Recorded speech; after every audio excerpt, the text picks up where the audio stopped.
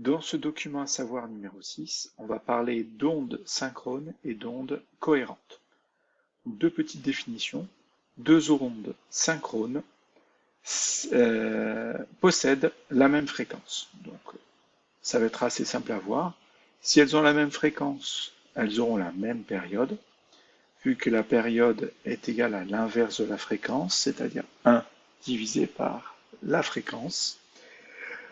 Donc ici on a deux ondes, la rouge et la bleue. La période de la rouge va être de 8 secondes. Là, c'est moi qui ai tracé les courbes, donc je le sais. Ça peut se lire, donc il faut mesurer la durée entre les deux.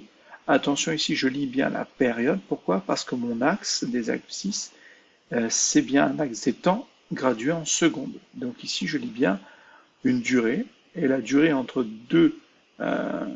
deux sommets ici va correspondre à la période. Et donc on a 8 secondes, et on va retrouver aussi 8 secondes pour la bleue.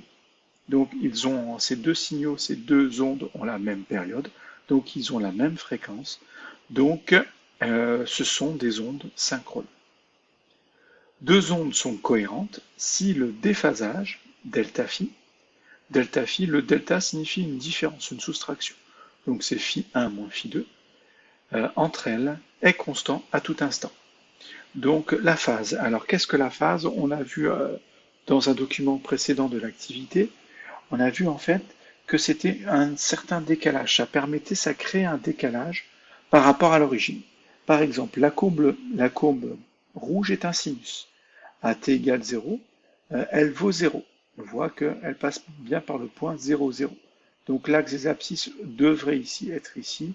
Il a été décalé en bas parce que c'est le logiciel Python qui nous fait une représentation graphique comme ça. Et le 0 de l'axe des ordonnées est ici. Donc ici, on a aussi le 0 de l'axe des abscisses. Donc 0, 0. La phase à l'origine est 0, c'est-à-dire qu'il n'y a pas de décalage. Sinus de 0, ça vaut 0. Donc c'est logique. Par contre, on voit que la courbe bleue, pour t égale 0, elle n'a pas une valeur égale à 0. Pourquoi? Parce que cette courbe a été décalée. C'est-à-dire qu'elle a une phase à l'origine. C'est un décalage de l'origine. Donc l'origine, en fait, l'origine devrait être ici. Et donc cette phase, phi, parce que ça c'est la lettre grecque phi, permet de décaler une courbe l'une par rapport à l'autre. D'accord?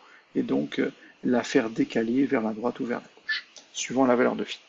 Et le déphasage, donc, c'est la différence entre les deux phi, donc entre les deux phases à l'origine, phi1 moins phi2. Donc ce déphasage doit être constant. Donc si ce déphasage est constant, en fait, on va avoir un déphasage constant, c'est ce que je vous dis ici, engendre un retard entre les deux ondes, delta t constant. Alors le retard, on aurait pu l'appeler tau aussi, mais là je l'ai appelé delta t constant. Et bien on le voit bien sur le graphique aussi, c'est que la courbe bleue est toujours en retard par rapport à la courbe rouge, légèrement sur la gauche, et avec la même durée. Donc elle atteint toujours son maximum avec le même retard que la courbe rouge. Et ça marche aussi avec le minimum. Elle atteint son minimum avec un certain retard, et c'est toujours le même. Donc si le retard d'une courbe par rapport à une autre est constant, ça veut dire que la déphasage d'une courbe par rapport à une autre est constante. Et ça veut dire que ces deux ondes sont cohérentes. Donc synchrone, même fréquence, et cohérente, déphasage constant. Et généralement, on dit aussi que les ondes cohérentes sont aussi des ondes synchrones, c'est-à-dire qu'elles ont aussi la même fréquence.